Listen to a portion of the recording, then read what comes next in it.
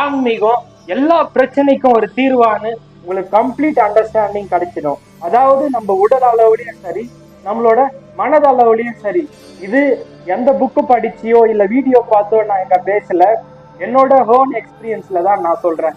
அதாவது 1 இயருக்கு முன்னாடி நான் இருந்ததோ, இந்த ஸ்பிரிச்சுவல் பாத்துக்குள்ள போனதுக்கு அப்புறம் 1 இயர் ஆஃப்டரும் என்னென்னலாம் எனக்குள்ள மாற்றம் ஏற்பட்டது, அதை பத்தி தான் இந்த வீடியோல பார்க்க போறோம்.